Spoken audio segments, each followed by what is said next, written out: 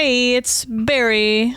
Hey, it's Bryan. And welcome to the greatest podcast, better than Joe Rogan and the Collecti-Bros podcast. 5-star reviews, bro.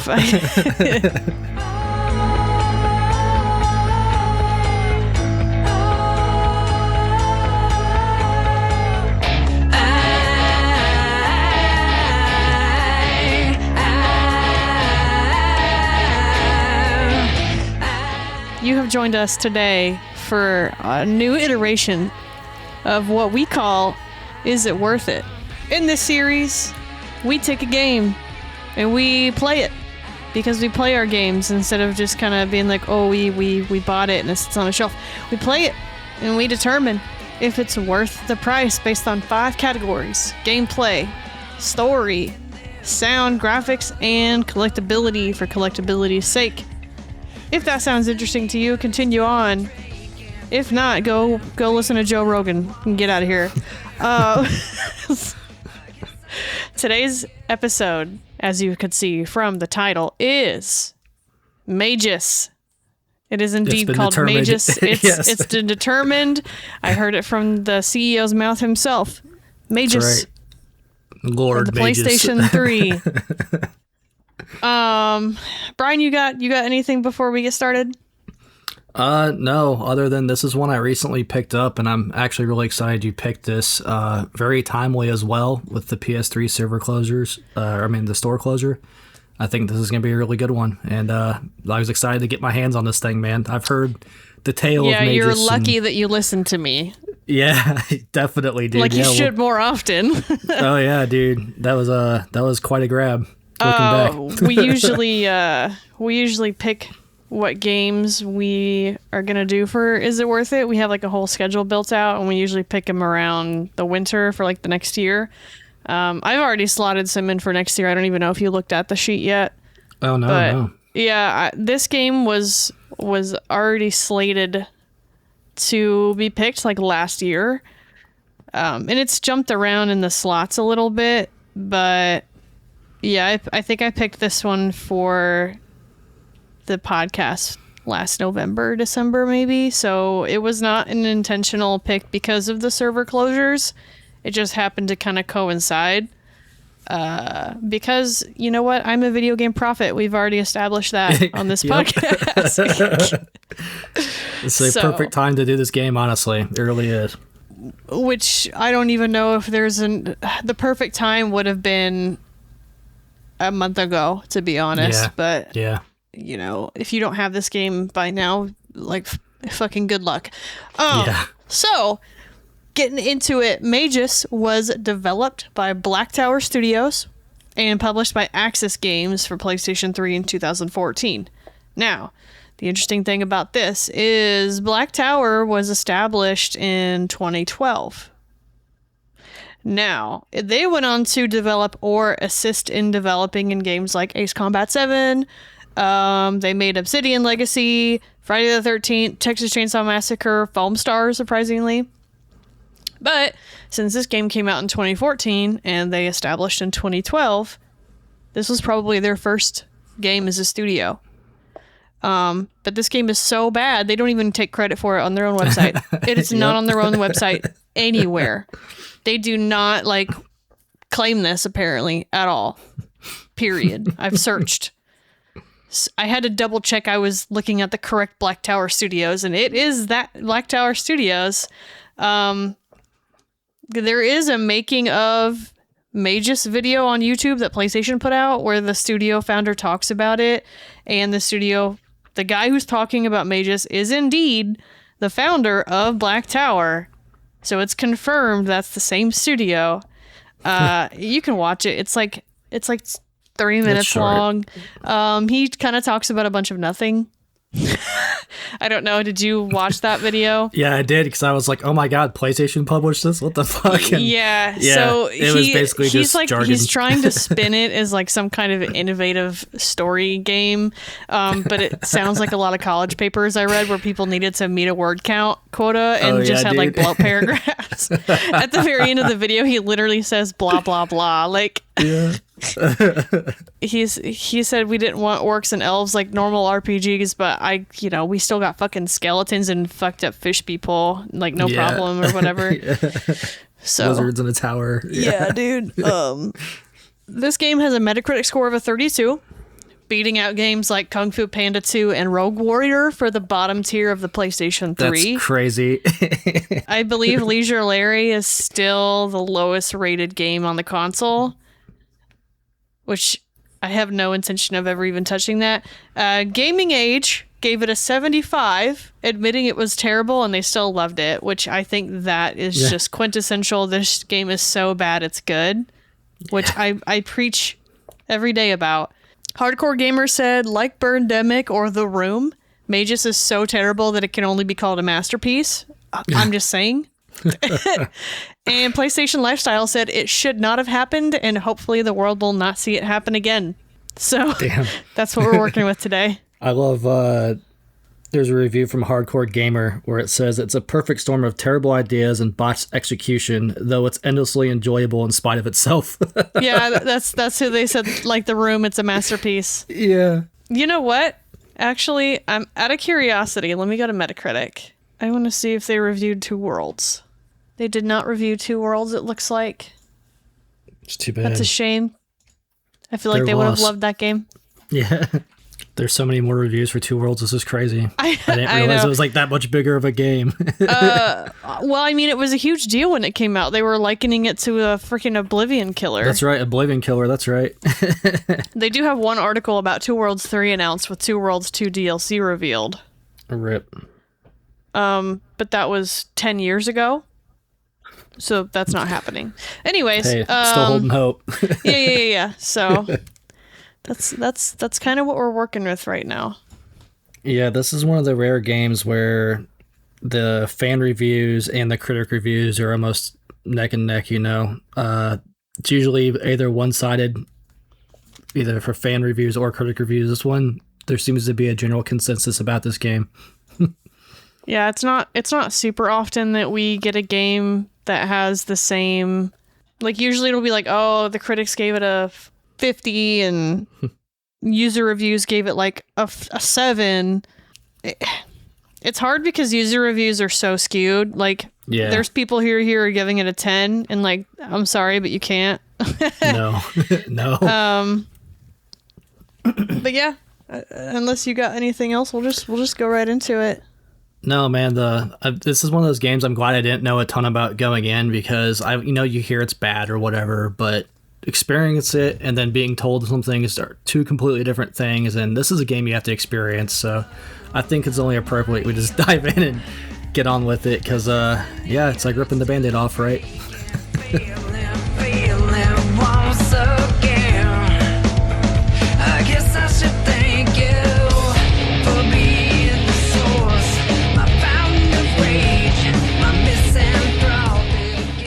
Alright, so the story of this game. I'm going to read you the back of the box first, okay? We're going to go into what the box says this is about. Journey to find the power that is rightfully yours. Magus has been imprisoned and tortured with no end in sight. One day, a mysterious woman named Kenna appears and helps him break free. She convinces him to embark on a perilous journey to fulfill his destiny, using his unique powers to defeat all who stand in his path.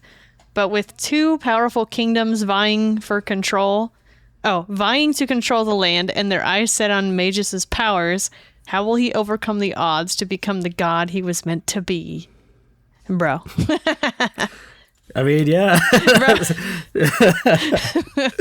Oh my god. Sure. Yeah. Once again, it's like taking something. It's like someone gave me. They picked up a rock off of the ground. They handed this rock to me, and they were like, "Tell me the story of this rock." Yeah. And I just made some shit up. Yep. It's like shoot from the hip. It's like Wolf of Wall Street. Sell me this pen. It's literally that shit, bro. This is like you walking into a D&D table with a fuck ass basic level 1 character sheet and having to come up with like the most crazy character story with nothing to work with. That's what this feels like. So this game, Magus is captured and you start off in a prison. It's not really explained how you get there. but there's a lady named Kenna who shows up and claims to be able to get you out. So with some dialogue calling her a wench, you eventually get to the point where you do get out. But first off, she looks like every single female side character in this era of RPGs, 100% objectified instantaneously. Yeah. Like the first shot you get, it's like from the feet down, and it's like her standing like facing the jail cell door, and it pans up and you just get a big old booty shot, and she's wearing air quotes. I'm doing air quotes right now. She's wearing armor. Yeah, it's clearly high-level armor because there's so much exposed. Yeah, so you learn, she says that, like, she knows how to, she's gonna get you out, and she's been in there, and she's looking for ... someone. Yeah. ... and is like, repeat this phrase, and you say a phrase. I didn't write it down because it's so stupid.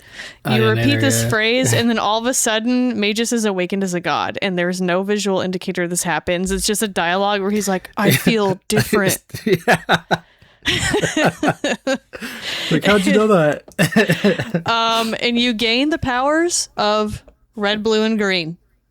Yes. Mass Effect 3 endings powers. You gain the powers of red, blue, and green. The colors are not, I think they're called chroma magics or something, but the colors are not explained in any way of what they actually are at all.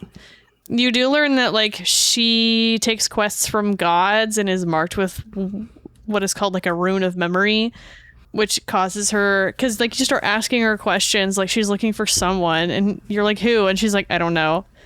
And then you find out that she kills the king's son, and he's like, why? And she's like, I don't know. So she conveniently has this rune of memory, which causes her to forget parts of her mission. In the chance that she's captured, she has no information to tell, which would be a very cool story plot hook if this game had any story. It's like a cool idea. Inception of an idea. And so you break her out, and the whole story is just the quest of coming into godhood and killing the king that rules the lands. Yeah. That's really kind of it. There's no two kingdoms vying for anything. We get a chance to whack him. He does try to kill you at some point with like an army he tries to throw at you, but you kill him, you take his swag, you get to wear his crown. The dialogue does give you the illusion that there is, like, the illusion of choice. Because the majority of time there is not. There's very few instances where your pick, like your dialogue pick, will change an outcome. Yeah. Like, there's a soldier that you can spare, because you're pretty much every soldier you come across, like, all of the dialogue is just like, shut the fuck up, I'm gonna kill you. Yeah. That's really all it is.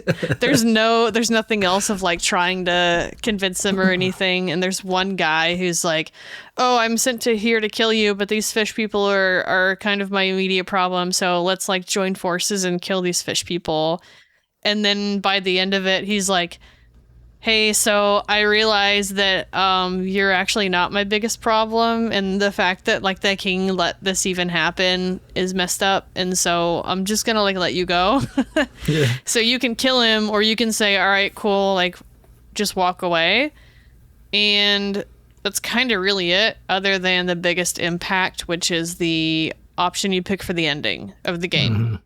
Now, the ending of the game option is you pick one or you pick the other, and nothing you do in the game changes your ability to choose those. We discover that some god queen named Aeoli, you know, something who's like Aeola, yeah. Aula. I don't even remember. I have to watch it back again. Yeah. I'm gonna say Aula. That's what I'm gonna say. Aula captures you and throws you into prison because she heard a prophecy that you would destroy her army. So she's like, I'm going to get rid of the problem and just like chuck you in prison forever, and you're never going to get out. And it's revealed that everything that we knew about Kenna is a literal farce, and it was a lie to get close to you. Like, she does kill the king's son, but it's because she does that on purpose to get in there, and she never had a rune. of memory loss, and when you're like, is this true? And she's like, yeah, but she's basically like, I truly believe in you. You're the god I'm gonna follow. I'll accept whatever punishment you see fit. So you have the option to kill her and join the queen, and you can rule together, or you can spare Kenna and kill the queen, and those are your two options. Yeah. So on one of them, if you kill Kenna, you just like douse her in a like a big green flame, and then the fucking bitch is like, all right, now you're gonna know what it's like to battle a god. And I'm like, what? Why are we fighting? You're right. Damn, I gotta fight you anyway. So you do fight her, but you don't kill her, because you just get to the point where she's like, all right, cool, like that's enough. Now we're gonna go like rule together. I guess just to have a purpose of having like an end boss fight. Or you can spare Kenna and fight the queen anyways, kill her, and then once you kill the queen, Magus decides to crown Kenna as like the new queen, and then you guys rule together, and that's kind of it. That's the game. Pretty much. So, there is a fucked up unicorn that you can rescue who turns your items into stat scrolls. Yeah. And then there's like a titan, like a big titan guy in one of the areas that will join you, who's a rune master and can decipher like runes you pick up that basically don't do anything. So I don't even know what the fucking point of him is. But yeah, and I saw some other people say it too, but it did really feel like a tech demo, or like this game felt like it was a brand new studio being like, okay, we're a bunch of people who are just starting to make games, but we have no idea what the fuck we're doing. So let's just like try to make something. So it just felt like they were like getting their feet wet in like probably the programs or how to work anything or Unreal or anything like that. For sure. So it kind of just feels like a game to me where they made some shit collectively and then said, all right, well, we do have a game, so let's just try to get someone to publish and ship it and make any amount of money back on it. Right. So no, I will say it's coded really smooth. I didn't encounter a single bug at all. Oh. And it runs really well. I had a couple bugs, but it wasn't like game breaking. Just some of the animations and stuff where enemies would get stuck on shit, but it wasn't I think that's just horrible, collision, though. Right. Yeah, it wasn't anything horrendous. We're not talking about like shoot them when they teleport or walking, clipping and things like that. Yeah, there wasn't any falling through the floor. I never had to force close my stuff and like reload it. Yeah. And it is interesting, too, because I think what you're saying is it's being like an idea that they pitched and just made a game. It does really feel like a proof of concept, right? Because even the idea of like having... Because let's be honest, the game kind of is like a bullet hell where you just shoot and spray. Like that with the magic aspect of it and like a fantasy world is a really interesting concept, but execution and concept are two different things, It really does feel like a proof of concept. Even like the world and the setting and the story itself... It was a bunch of ideas, and they threw them at a wall, and they're like, all right, this is what we're going with. Because the world's not fleshed out. Like, don't even say, what you're the god of, or why there's all these gods, or... everything's just so surface level. It's even like the unicorns, which was... God, that was a shock, because I didn't know they were unicorns, I'm not even going to lie. I saw these bipedal things walking around, and I'm like, what are these? Some kind of, crazy creature that lives in this world.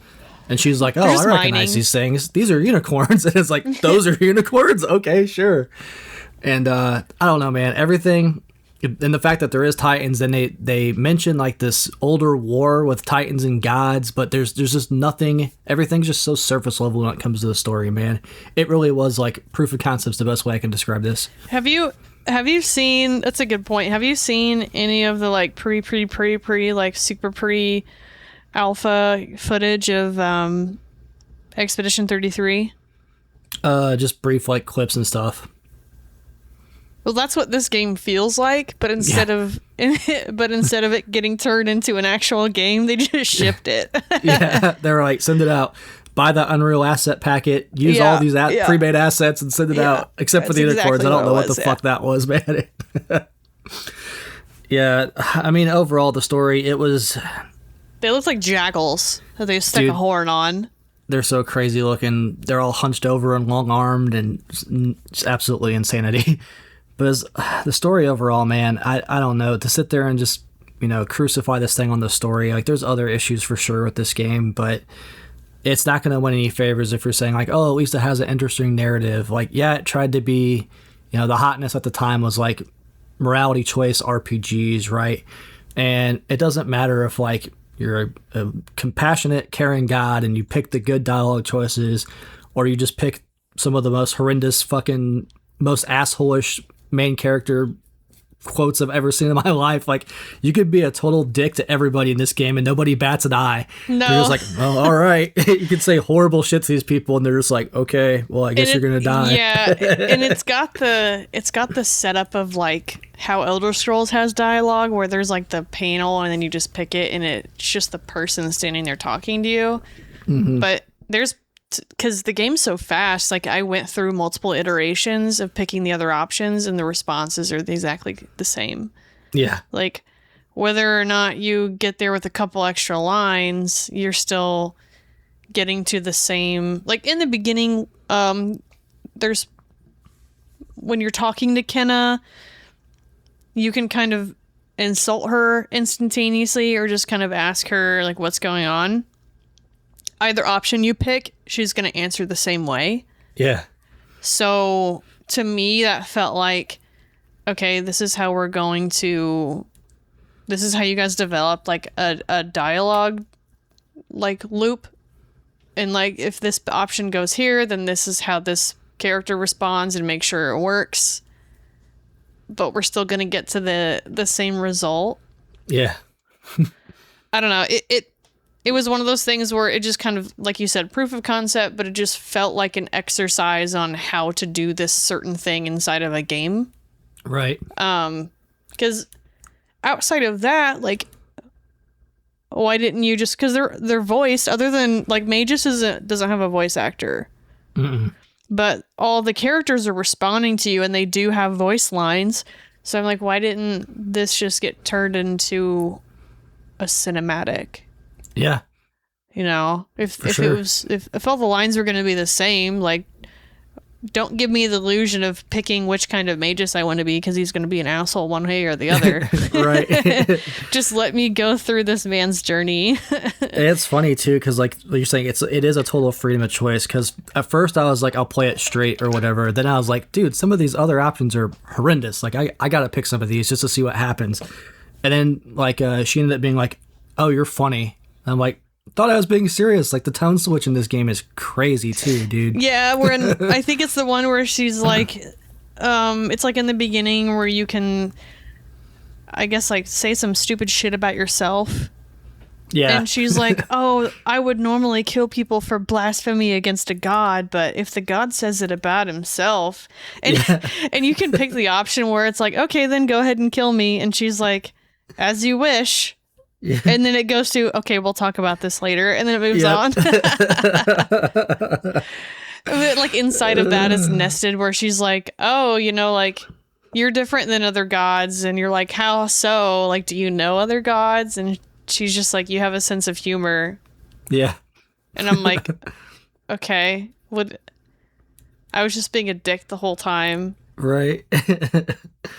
It's like a lot of self-deprecating jokes, and she's like, you're so funny. And I'm like, okay. Yeah, for real. It's pretty wild, man. And then another thing I was thinking about the story, like, there's a bunch of stuff that just like glossed over. Like, it's heavily implied you were born in prison, because he says he's been there for 30 years. And I'm like, this dude doesn't look a day over 30, but like, okay. So I guess maybe you were born there. I don't know.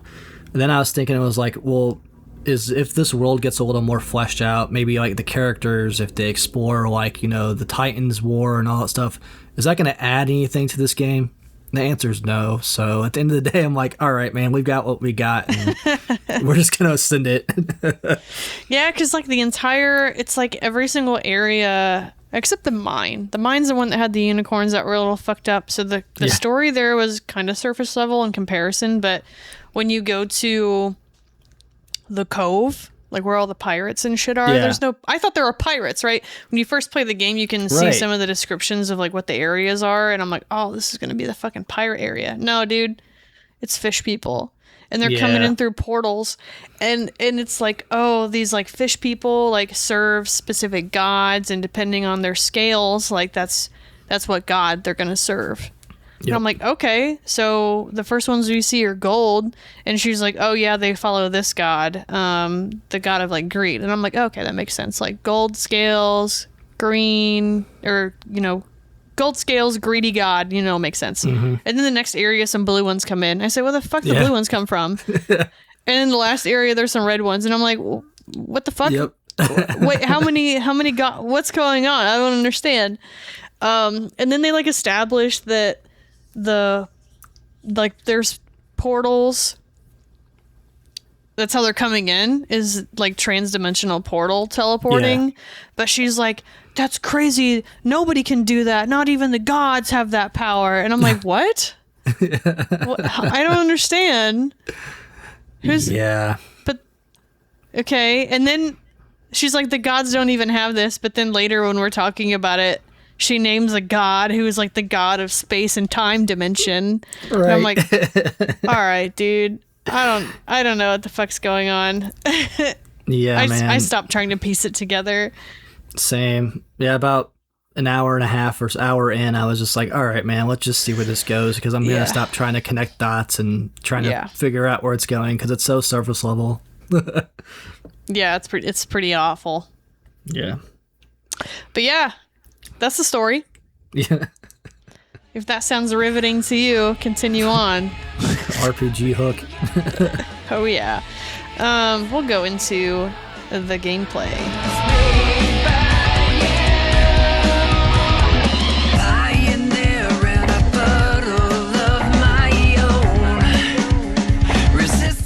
Now, normally, as Bryan would say, this is the meat and potatoes.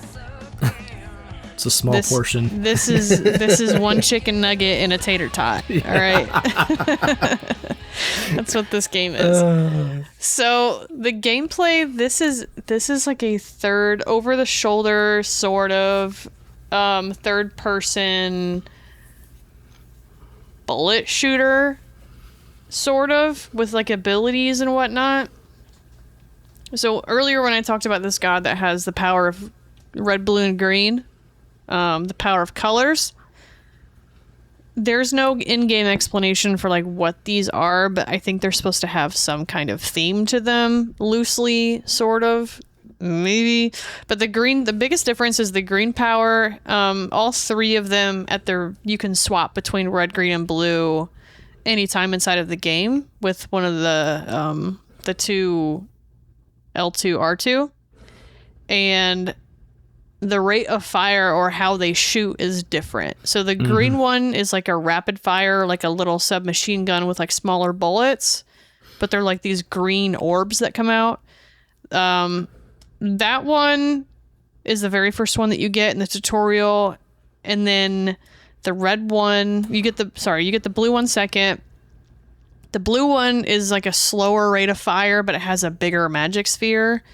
And then the red one you get once you go to the tower, and it's like a shotgun burst. So those are like your three different types of firing. And then inside of their red, blue, and green, in the menu, you have 3 different skill trees. And you can unlock different powers. When you level up, you get skill points that kind of add into them. I'm gonna be honest, the only ability I used in the green tier was growing into a Titan, and then the doppelganger one at the very end. Didn't give a fuck about any of the other ones. I played with the fire a little bit because I was like, I want to see this shit. The one that he used in the cinematic or whatever. I was like, I want to see this that's the first one you unlock is the green firewall, and I used it because that's just all you had access to at the very beginning. Yeah. But you just the scaling is so crazy that because I just played it this morning again just to get footage, and after my run through, I didn't really level anything up, and I had like 40 some points. Nice. Like skill points or whatever. So I ultimately only used the one where you could get big, like a Titan, because it also increased your strength, and the strength stat is what directly affected your magic damage. We didn't give a fuck about anything else, okay? Nope. Because we weren't getting hit. It didn't matter. So all of our stats went into strength. And then the doppelganger one is the very last one in the tree that you can get, and you just create a clone of yourself that shoots everything. It's like double the rate of fire. It's like a AI that does it. He's kind of stupid, I'm gonna be honest. Yeah. Inside of the red tree, immediately you get this one where you can, if you level it up all the way, you get a increased strength buff. That's all I used. I didn't use fucking anything else in that tree. I did not care. It's kind of based around summoning skeletons, and then like you can summon skeletons and then do different things with the skeletons, or like blow them up and do different types of damage in that tree. And then the blue tier is literally only good for the move at speed buff, which you should have applied 100% of the time you're playing this game as soon as you get access to it. You don't need anything else. So all I did was I turned my speed bump up, I turned my strength stat increase, and then I was a giant titan blasting around it, which you can step on people too as the titan. And then as soon as I got access to the doppelganger, I swapped it out for the doppelganger, and that's all I ran. That's all you need. You don't need to fuck around with anything else. No, you really don't. And there's some interesting abilities and stuff too. Like you're talking with the red ones, like necromancy based, right? When you're fighting the skeletons, if you accidentally hit one of them with a red that's already dead, it'll come back up and like start attacking you because it's, you know, necromancy powers and shit. But I mean, it's all very surface level. Again, the skill trees aren't super deep. I think green probably had the most variety. A lot of them were just stat buffs, but like you said, once I found that speed, I was like, why am I picking anything else? Let me max this out so nothing can touch me. Yeah, there was no sprint. That's your sprint. So it was like all my skill points are going straight into this, and then my strength buff, and I'm just holding L1. That's all or R1. That's all I'm doing. There is secondary to that. There are items that you can pick up that grant increased stats. So your stats are strength, dexterity, vitality. And then red, green, blue. And I'm not fucking with you. It's just red, green, blue. Okay. Yep. They did not give them any other names. So the items you give will like give increased stats to those. And then some of them have slots that you can put gemstones into to increase those stats again by a pretty small number. We're talking like 1, 2, not very big. Thing is, the gear is basically useless once you lock the ability to transform them into scrolls. Okay. Yeah. Scrolls, you have to go. The way you play this game is you go to the mine level first, you get the unicorn, and then you just convert fucking everything to scrolls. Because he takes all of your items and converts them into scrolls, and those offer you a permanent stat increase based on the gear that you're swapping. So if you have a chest piece that's giving you strength, it's going to swap it into a scroll that gives you a permanent strength bonus. So you could just run around naked with nothing and just convert it all into scrolls and then get permanent stat buffs. Yeah, once I realized the unicorn did that, I'm like, bro, this really breaks this fucking game, like really bad. Which, you know what's really funny is my first run through on this, I did not convert anything to scrolls. Because when I played it again today, I was looking through all the trophies that I didn't have, and I did not have the trophy that you get the first time you convert something to a scroll. So my first gameplay, I did not do any of this. Yeah, you don't really have to, but it does make it infinitely easier. Yeah, it's still not difficult, let's be honest. No, it's not. So like a +4 strength bracer is literally nonsensical when you can get a scroll with a permanent power buff of like 25. Right. And you can just grind items and get the shit as high as you want. Yep. There's some people who were like, I got it into 1,000. Oh my god. Yeah. And there's also runes. So there's like the Titan I told you about, how he's fucking useless. You can pick up runes, and they do grant bigger bonuses like +15s, but like I said, they're literally useless next to scroll conversion. Right. So the entire game, once you get access to the unicorn, is just gathering as much loot as possible to go back to your tower and convert it for permanent buffs. Yeah. That's literally the game. There's no other mechanics outside of that.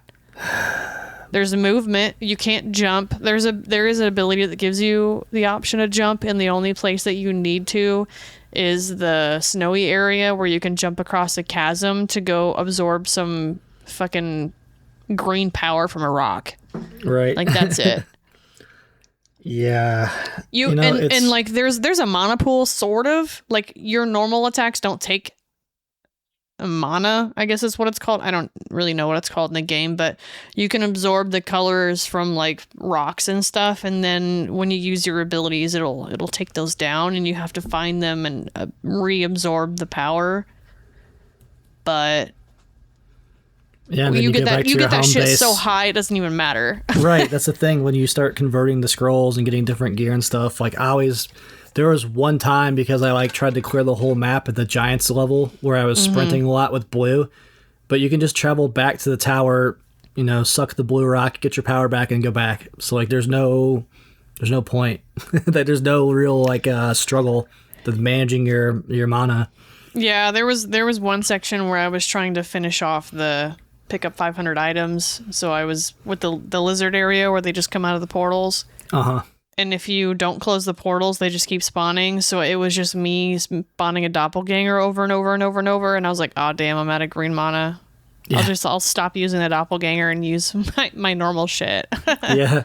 Because I didn't want to leave to go find a green thing. I was like, it doesn't really matter that much. Right. It's, you know, overall. That's the game. Yeah, there's not really a lot to add. I guess just my thoughts because you covered everything. It's very simple. But like, I will say this.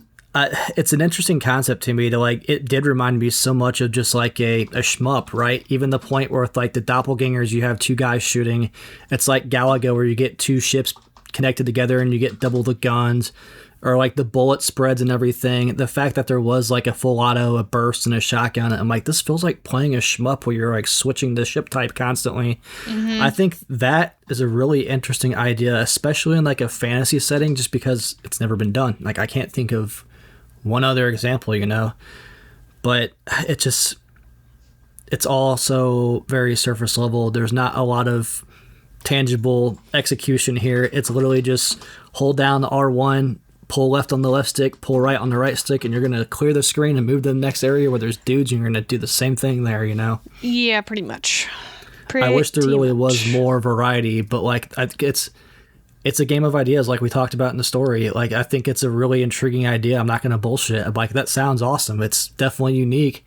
Just execution wasn't there, man. Like it's so simple. It's because the first dungeon I'm in or whatever, when you're breaking out of jail, I'm like, okay, this is the tutorial. Like it's going to get a little more advanced than this, right? No, it's just maybe the background changes, you know, like you're still just R1. Maybe you might switch types every once in a while. I didn't really need to. Like I used the green a lot just because it was clearing enemies. And then 9 times out of 10, everybody goes for your companion. Like they barely fuck with you at all. So they just mob up on her and you can just mow them down. So even on the higher difficulties, because like I had it on easy at first and I was like, this is too easy. Like, let me try bumping it up. And I was like worried about playing it for time or whatever for the podcast. So I started out on easy. But then I was like, you know, it's only a short game. Like, let's bump it up to normal. It felt identical. I'm not going to lie. I paused it again, went and double checked, and I was like, did I even move this? Did I save it? It was on normal.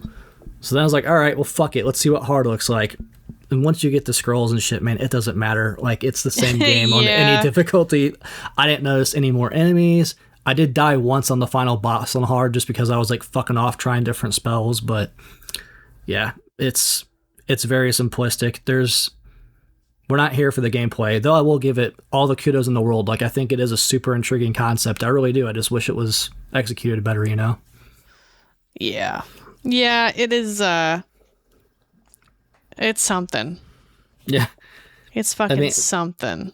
Kudos to the developers for thinking outside the box. You know, that was an idea that was like, I feel like there might have been something there with a little more time in the oven and a little more polish, you know? Well, do you got anything else for that, or do you want to move on?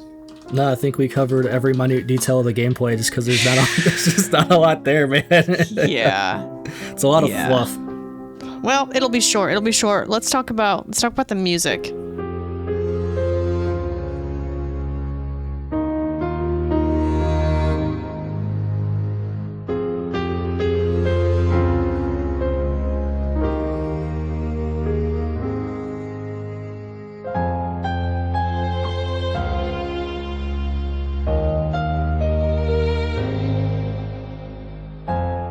All right. So the music, I can't find it anywhere. I can't find it. That's the problem with this game. Yeah. There is no music. The only one I recall, there's obviously shit in the background or whatever, but I think the opening cinematic, the music that plays during that, where it's just... Yeah, there's like some piano music. Yeah. It's like Sound of Music. Like, what the fuck is this? No, it sounds like, Okay, so the opening cinematic piano music of this sounds like... And I might be able to rip it from the video because I cannot find just an audio file from it anywhere. Mm-mm. So I might be able to rip this, and that might be the only able thing I can get. But it sounds like slow piano music for a video montage of a character that just like died. In memoriam. Yes, that's what it sounds like. But it's like paired with him like walking up to a wall and like, I don't know, about to fight some guys and launching a Kamehameha at them or something. Dude, I don't understand this opening cinematic. No, it doesn't explain anything other than like you have powers and there's people trying to kill you. That's what I gathered from it, because I was like, oh, I should watch this because maybe it's going to tell me about the story in the world. Like, nah. No. It was it has nothing to do with the music, but the opening cinematic once again felt like them being like, okay, this is how you make a cinematic. Yes. Guys, we don't have an audio team, so just like put some piano music on there or something. I don't know. They went to royaltyfreemusic.com and found the first thing and was like, slap it on there, bro. Yes. So there is music in very, very few parts of this game, and I cannot find rips of them. And it's the same song, I'm pretty sure. Like when you're running through the desert area, there's like a music that plays in the background, and then there's like a song that plays like in the final battle. But like I said, I can't find. No one's ripped this music because everyone does like, this shit isn't worth ripping anyway. Right? It's crazy because we found music for all sorts of shit, no problems. But dear God, and that's the thing. Looking back, I'm trying to remember like any sort of memorable actual music. I think the sound design and stuff's memorable for a different reason, but the music is just like it's the epitome of like background music. Like it's there because you need music, but there's nothing memorable about it. It's one of those where it's probably like built-in assets from somewhere. The only music that's different is these what the fuck is that shit called? Credits. The ending credits is a song called I Can, I think. I Am. I'm sorry. It is the only song that I'm able to get individually by itself. And the performer is the Casper. It's literally just the guy, the founder, Richie Casper. Nice. So it's not terrible. From what I understand, he's got like a punk background, so it's in no way, shape, or form matches the tone of anything in this game. It's just, I think, an excuse to be like, I made a cinema, like a credits song. Yeah. You know? Put that on my resume. Yeah. So yeah, I can't. I've done searching and I cannot find any of the other songs individually. No, there's not a lot. And that's the thing, like even if we did, it's literally the most, like you hear background music all the time. I can't stress enough how much of just background music it is, because you're just going to hear like the spells going off and people going over it anyway, you know. It's literally just there because we need music in a game. And I'm sure it is like an asset pack or something. There's no doubt in my mind. You would have to do something crazy like extracting files from like their containers, like inside. If like you could probably find a ROM and extract it somehow, but like I'm not doing that fucking work, and no one's done that work because they don't care. Yeah. Like I'm not fucking doing that. I don't blame you. Forget it. Yeah, that's it. I mean, outside of the music, yeah, like it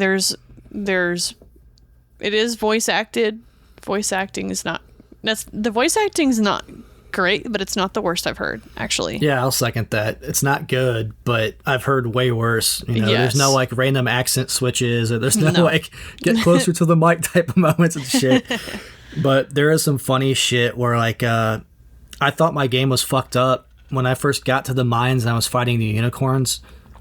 I thought they jumped a guard and I killed the guard and I heard like, oh, like a human yell or whatever. No. Bro, all the unicorns sound like humans and I was like, this is fucked up. Like, let me load my save. So I loaded my game and I was like, oh no, they're supposed to.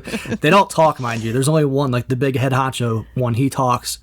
But the rest of them don't speak, but they scream like humans. He talks telepathically. Right. Because he explains in there, he's like, oh, we lost the ability to speak, but in the way we can only have it in the presence of a god. Right. And it's only telepathic. But then the rest of the fucking unicorns are screaming like the... It's so funny, dude. God, it's so bad. It took me out. I was like, there's no way. They just said, fuck it, give every single... enemy the same death yell. Like, go ahead. Across every zone, and they do. They're consistent. Dude, I'll give them that. I'll be honest though. If they fucking gave them horse noises, I would have lost my shit. Oh, dude, yeah, dude. Would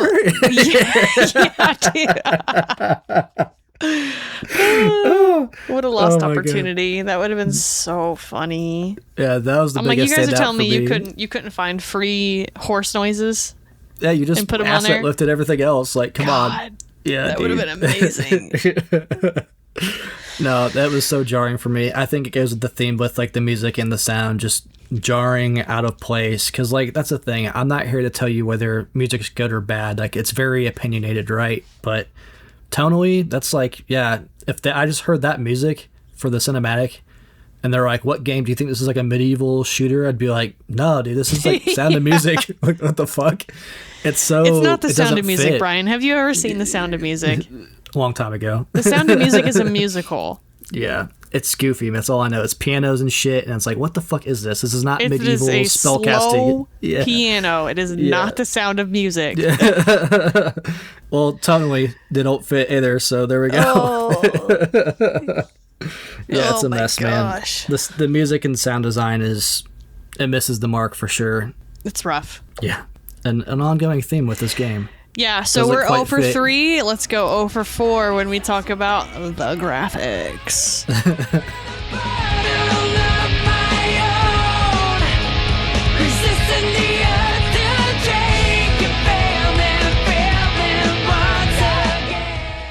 All right, dude. The graphics. Man. This character model is one of the craziest things I've ever seen. Well, like how he's just like hunched over at all times, like he's got like a backpack on or something. Like, what the fuck were they going for? Dude, I was trying to figure it out. So the proportions, I will say the textures are actually pretty good for what this is. The textures on the environments are pretty good. The environments are recognizable. So like the tutorial area's got like chairs and like chests and stuff, and like you can tell what's there. You can tell that you're supposed to be in a tropical area or a snow area. I mean, the snow area was just walls of snow. There really wasn't anything else. But the mine had like, when you would travel through the mine, it was like a mine shaft, and there'd be some parts that had wood paneling, and there'd be like blood splatter on the wall. So like the environments are pretty decent. The textures on the character models were decent. As ugly as that fucking clothing was, like there was designs on it that actually like looked good. Design awful. Actually looking crispy, pretty good. But the character model proportions were fucking whack.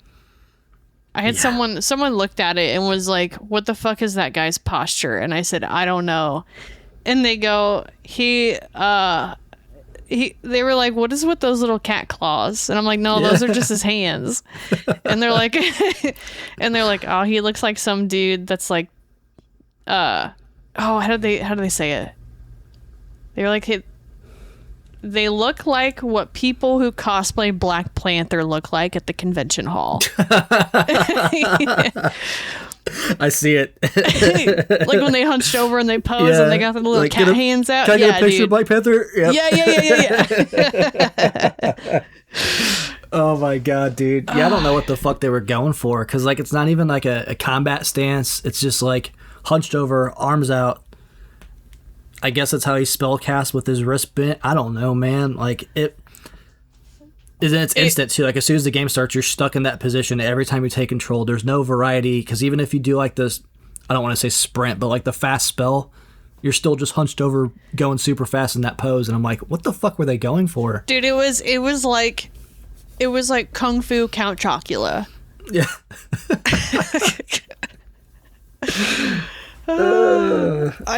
Dude, I can't. And the whole time I'm watching this thing, so like when you go into the menu, like you open up the main menu, and when you're looking at the character, it'll show the full body character. When you can like see the equipment, his proportions are fucking whack. Yeah, dude. But I don't even remember. I think it was the menu you click over to where you can allocate stat points when you level up. It's like super zoomed in on his head, but it's like it's like super zoomed in on his forehead, and he's looking down, and the angle's just fucked up. Yeah, dude. Yeah, he's got like weird like NBA players still growing, like just drafted out of college, but he's still not into his 7-foot body yet. Like his arms are too long, his legs are short, but his body's like super tall. Yeah, it's wild, and then man. the whole game, and there's probably only a handful of people who maybe, if we even get a handful of people who listen to this podcast, that will understand what I'm about to say. But the entire game was just me staring at Dennis in the face. That was it. It was just I see it. Oh man, this is so funny. But specifically when he would like tilt his head down but then look up, right? Oh man, dude, that's the thing. It's funny because like your main character, you think they'd make this guy like look different than like every other Unreal character. Dude, he's a bald white guy. He's every bald white guy you've ever seen. He's literally created character option 1 on every game you've ever played. Like the first one you could shoot from the presets, that's him. And it's like there's no standing features. It gets the preset. He's like Unreal character creator, dude. Fucked up proportion, no hair. What's that guy's name? Andrew Tate. Yeah. Yeah. Bald white guy. And then these unicorns, man. I hate to keep harping on unicorns, but like I was stunned the first time I saw them. They were whack, bro. It's like a bipedal unicorn, and they stretch out the arms, and it's got like elbows, and it's like what? And they're swinging pickaxes and shit. So it's like, whew. When they started running at you, I was like, "Oh, this is kind of scary, dude." So Kenna, for all her character objectification of the female form, looked decent. The Titans actually looked pretty good. Yeah, I think they were trying to go through, or they were trying to go for some kind of like, I know it's in some African cultures where they'd like pierce parts of their skin with like horns. And so that's kind of what they were doing with parts of the body, was like these horns were like piercing through different parts, and you could tell like that's what it was supposed to be. So the Titans looked good.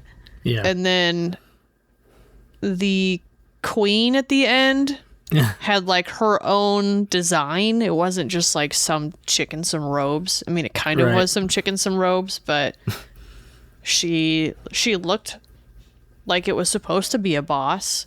Yeah, they made an effort. The king just looked like some old fucking guy in a suit of armor. Yeah, he got killed in Witcher 2, I'm pretty sure. Yeah. Oh, yeah. Yep. But yeah, dude, overall, just bland, man. I hate to keep just beating this game down, but when your high talking points and the things we're talking about are all what's wrong, it's kind of like, what do? I'm only here to preach the truth, y'all. If you want me to sugarcoat it, go somewhere else. But yeah, if I had to pick a category of those 4, the graphics are the top of it for me. I agree. I mean, that's the thing. It's a late PS3 game. Like, the PS4 is out when this game released, so, like, it better look decent. And it does. Like, for the time, it's, of the era. There's a bunch of grays, browns, tans, but it does its job, man. It's not the most offensive thing I've ever seen. No. It's definitely, like, questionable because it looks like they used mocap. Because like at the very end of this game, in the credits, they show pictures of them, like the developers at dinner, or just like them in the studio. And there's one picture where it looks like they're using mocap. Yeah. So I don't know if they have whoever they did the motion capture for his stance needs to get checked out. Okay. Yeah, dude. Because you might have something medically wrong with you. For real. Dude, yeah. So outside of like the you know, the animations and the character model choices, like the graphics were stable. I will say that. There were parts, especially the desert area, where it would take a second to load in, but it wasn't like the game didn't really chug that much, if ever. I was expecting way more chug, honestly. Yeah. Especially with all like when you had the green out and you were just throwing balls everywhere. I thought it would start chugging, but it wasn't horrible. It did a little. It did a little bit a couple times when I was like spamming abilities, so like, you know, and there'd be too many things on there and it would chug a smidge. But for the amount of things that were happening, like you said, it didn't really happen. So the graphics the graphics were stable. The textures were good. Yeah, that's all I have to say. Yeah, like you said earlier, some of the armor I thought looked really stupid, like the helmets especially. I'm like, what does this protect other than like the very top of your head? And then like his foot armor that he starts out with, where it's supposed to be like boots, but it's got like individual armor for every single one of his telling you, it's Black Panther. Dude. Yeah, for real, it's Black Panther. They have little claws on the ends of the toes. It was just ugly, but I mean, texturally, like you said, it looked good. But that's my biggest complaint was like, at least y'all tried something different with some of these designs, I guess. Like, this game is just full of ambition that just does not land.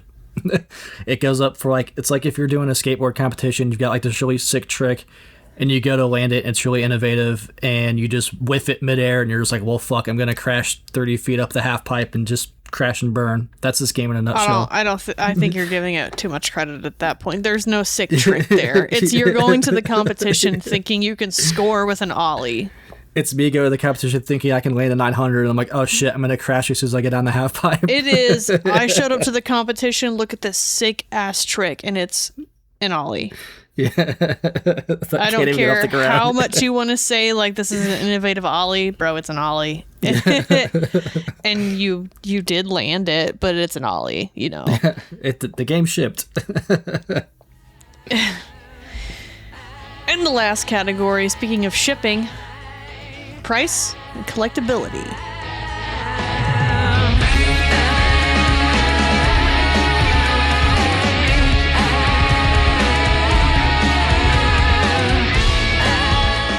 This is, I don't even know where to fucking start with this. This shit is absolutely fucking bonkers, okay? So, VG Charts has this listed at the smallest increment of number that they can list.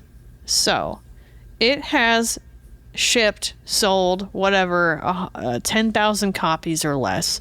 There's no surefire answer anywhere I found that confirms how many of these actually shipped. Not sold, just shipped, like exist.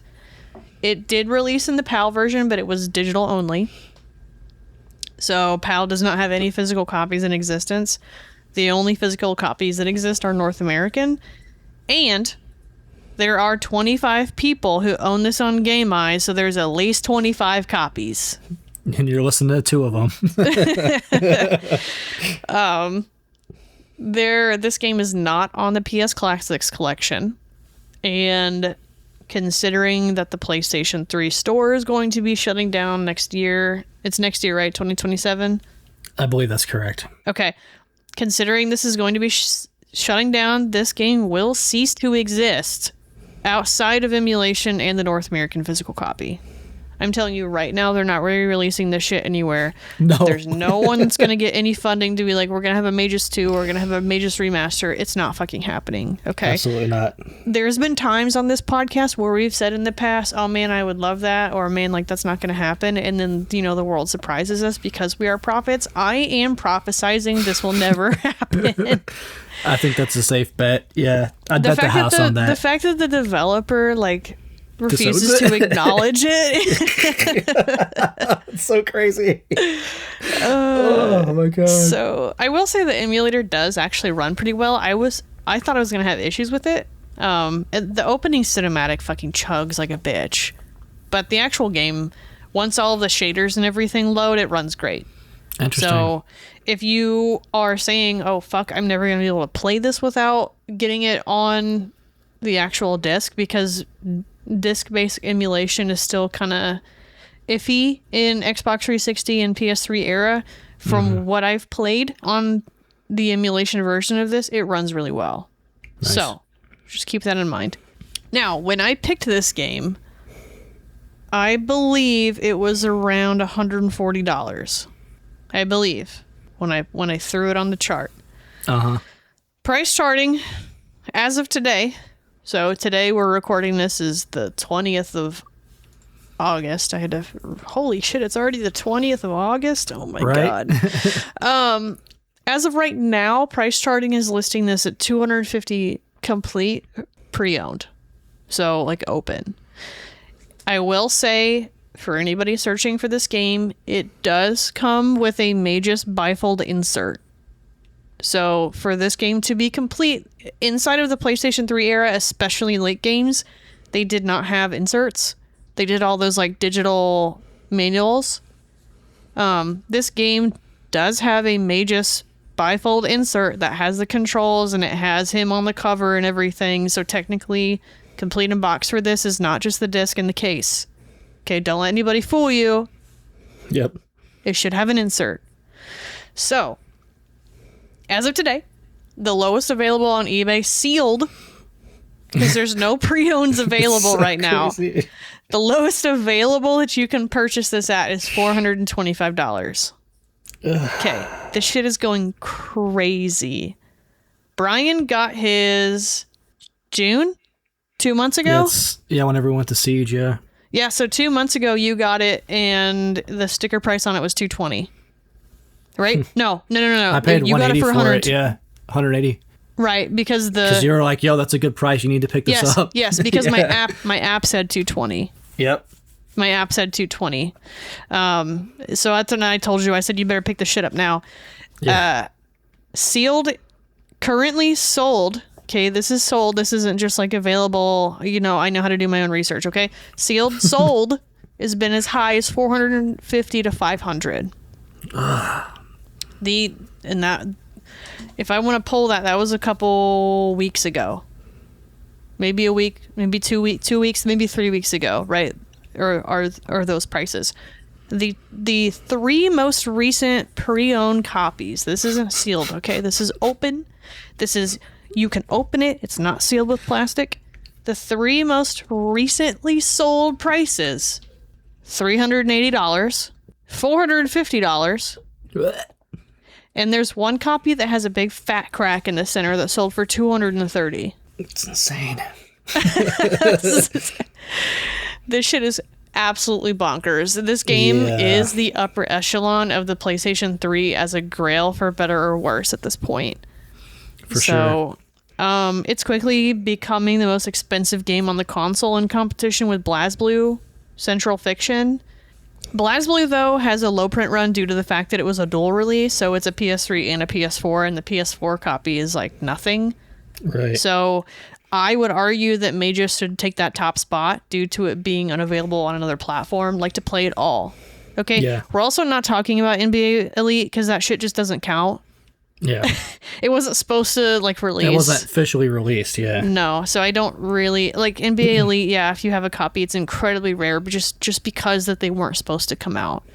But Magus and BlazBlue had like a retail release, and they never like pulled them. They never recalled them. They never did any of that shit with them. So I would argue BlazBlue is really difficult to find. I will say there are not a lot of copies out there listed, period. I think somebody might have found some copies of Magus, because there's scarily a lot of brand new copies available right now for whatever reason. So I personally think it's if you had $400, right, and you had to pick do you buy this or do you buy BlazBlue? I'd be like, buy fucking Magus. I'm not going to argue against you. Yeah, the like I can buy the BlazBlue game on PS3 for like $30, if that, or PS4. I'm sorry, you can buy it on PS4. Yeah. So now, is it worth it? That's a different question, huh? Man. Absolutely fucking not. Absolutely not, dude. Bro. Dude, no, you can't in your right mind even play with the fact that this game is worth that much money. No, I mean, let me get clear. I'm not trying to make it over dramatic. It's a no. But the only reason why there's any sort of like sigh or whatever is because like I do think there is more ceiling for this game. I agree with everything you're saying about That's it being crazy. Yeah, and it's it's going to get worse when the store closes. It's not going to get better. The reason why it's jumped within 3 to 4 weeks, because it was like 250-ish when we last recorded, our last episode that came out. Yeah, and then we look at price charting and we're like, holy shit! And it's not just this game, to be fair, too. It's a bunch of the PlayStation games. Like they're just going nuts. And we saw the same thing happen with the 360 store when it announced it was closing. That being said, though, I don't think we're going to have a similar situation where the prices come back down a little bit. I think these are here to stay just because it is PlayStation and, gamers want PlayStation. Yeah, 360 won at the time, but like revisionist history, people are like, I'm a PlayStation guy, I'm going to get it on PlayStation, So I don't think this is going to ever go back down. Like this is one that if you find it out in the game store, like I'm not telling you how to spend your money, but I want to call you crazy if you bought it for like $250 because I think this thing is going to keep going up. We've already seen it. I'm going to push back. I think that these are FOMO prices right now. I don't think they're going to stay like this. Like whatever, and I'm not saying that it's going to go back down below this point, but if we're saying that there's ceiling for Magus, we could say, do you remember, okay, perfect example, right? When the Nintendo eShop shut down for 3DS. Do you remember how expensive that Fire Emblem Special Edition got? Oh yeah, it was about $800 to $1,000. There were sold listings for $1,000. Yeah. Now it sits about $500. Okay, it's still a fucking expensive game, but the ceiling, like we don't know where the ceiling's gonna go right now because of the FOMO, because of the shop shutting down. I gotta grab this shit now before like I lose my chance. Right. That's what happened with 3DS. So the Magus ceiling could go up to $800, right? We could get to the point where it goes up to $800, and then 3 years later, Magus could finally settle back down at $4. Yeah, or it settles back down at $2. That's just. It's not going to keep going up and up and up and stay up. It is going to come back down. I just don't know where the bottom threshold of that is going to sit. For sure. So it could be peaking next week, right? We could peak at 600 and it flushes back down to 4. Or it could flush back down to 150. Who's to say? Right. Either fucking way, none of those prices is worth this game. No, I agree. It's really not. I will say, I do think it's legitimately like low print, right? That's a thing too. Because another example I think of, like the old PS3 Grail was like Africa, right? But it was a launch title, so like there's more copies out there, and even now it hasn't really fluctuated too much. It's hovering around 200, 250 for a super clean copy. But like Magus was like. It's still going. I agree 100%. It is FOMO prices, right? There's no reason on God's green earth why this game's going to be, sub 400 is nuts, bro. Like that's crazy. And that's the thing. It is an exclusive. It is low print. Like these are all things usually I'm like, hey, this is where you have to start considering a yes. But like, play it. I will say everybody should experience this game. I had a weird sort of like fondness and fun with this game, even though it was ass. But I do always say I enjoy the top 10 and the bottom 50. Like, this game is entertaining. Saying it's good is not what I'm saying. I'm saying it's entertaining, and I think it's worth a play for sure.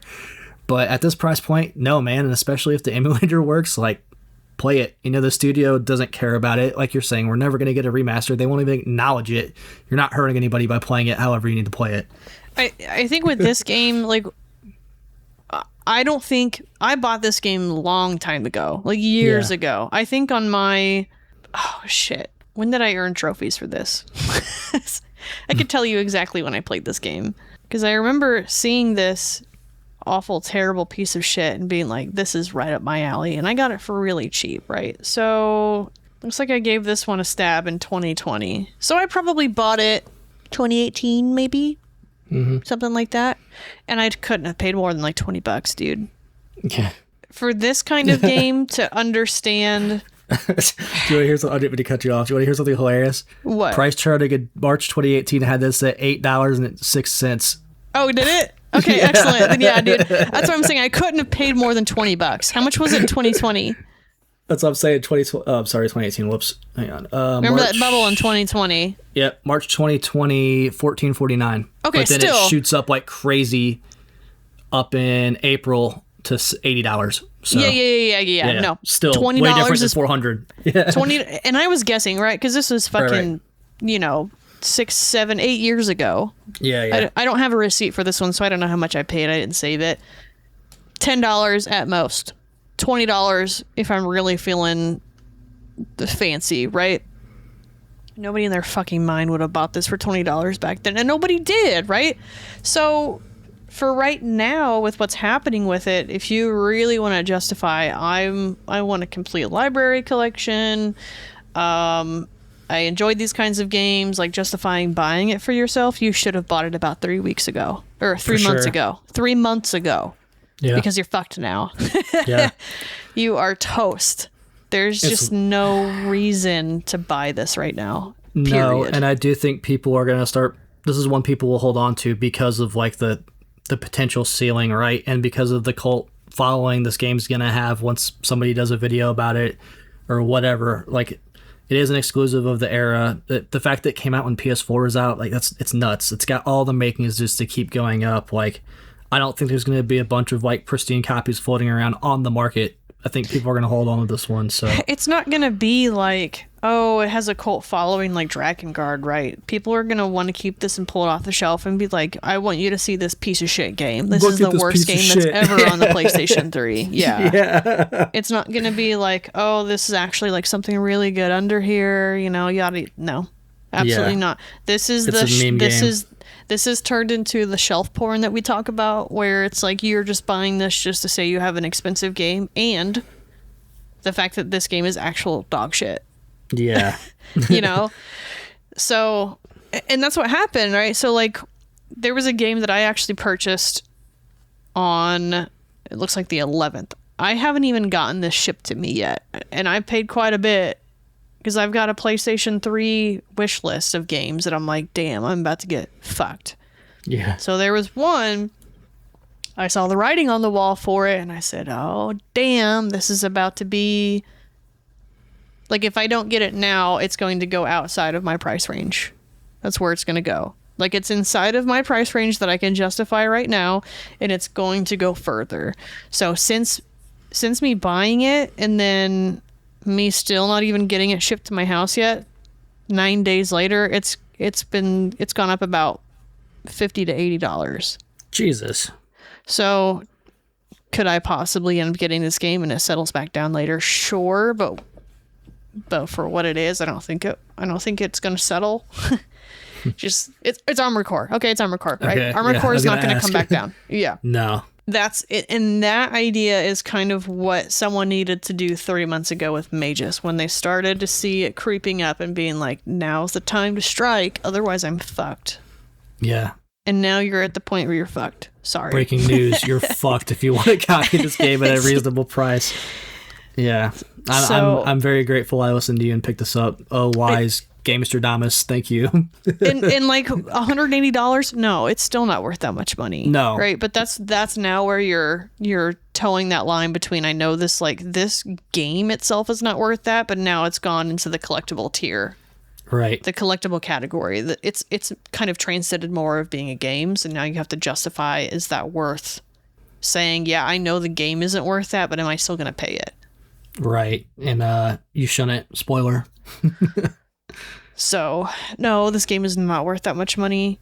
I believe it's like $30 on the PlayStation Store, so if you really, really want to play it, like, I would buy it digitally. Mm-hmm.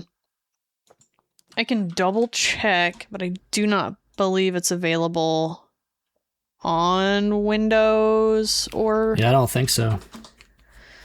No, it is... Oh, that's my library, not the store. Let me just double check before I say shit. No. So it's like not available on Steam. They never had a PC release of it as far as I'm aware. Yeah, it didn't have any kind of PC Windows release, so it's not going to be available on another platform. So if you still get the opportunity and you want to buy it for $35, whatever the fuck it is on the PlayStation Store now before they shut it down, like, you can. Yeah. Just so you could get access to like the trophies if you're like a trophy hunter. It is a cake game if you're a trophy hunter. I platinumed it. It was really easy. If you want to be like, I have the platinum for Magus, like, you can, can say that. But if you do miss that window and you don't get it digitally, then you'll have to buy it physically in order to get that, because I could tell you all day if I can emulate it if you wanted to play it, right? But you kind of have to wait, like, oh, I don't get the street cred, with an emulator. So that's kind of it. Like, absolutely big fat fucking no, this game's not worth it. But I think it's a great conversation to have for a podcast like ours. For sure, man. This is like a great example of, the FOMO and all that. It's the perfect time to do this episode in the weirdest way, where it is just going absolutely ape shit. But all in all, dude, I'm not afraid to say it. I actually enjoyed this game, but I just can't justify anyone else, including myself, spending that kind of money for this game.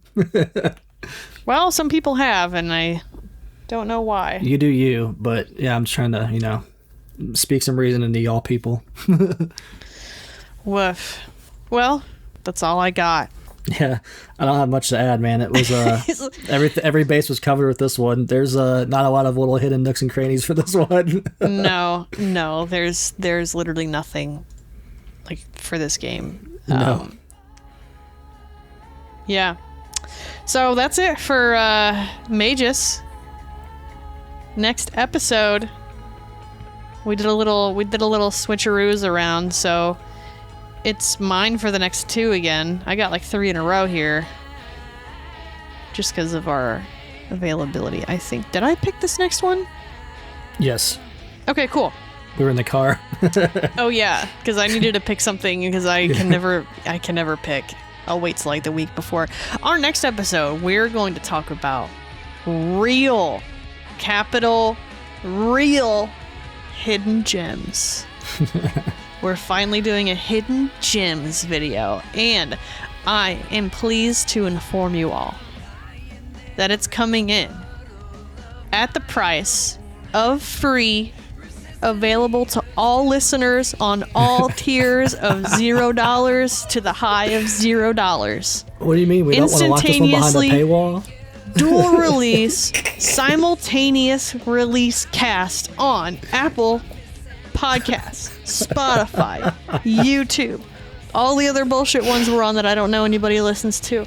All of them being released at the same time. You don't need to stand in line. You don't need to pay us any money. You're going to know what the fuck the real hidden gems are from the Collecti-Bros podcast. My basement's not going to flood. Nope. We're not going to Japan next week. Absolutely not.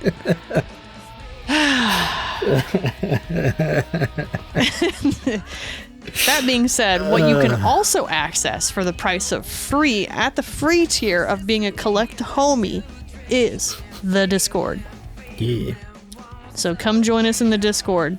I should have put that at the front of the episode, but it's going to be at the back this time, It's all right. We were excited for Magus. Lord Oh, Magus. yeah, super excited. So I'll slot something in the front, maybe, I don't know. But you can join us on the Discord.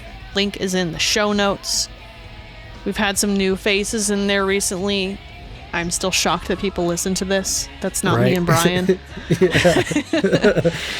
I mean, it's very humbling every time, man. I swear. I'm just like, damn, people actually give a shit. It's crazy. Yeah, I can't believe you guys want to listen to us talk, which is wild. Appreciate y'all.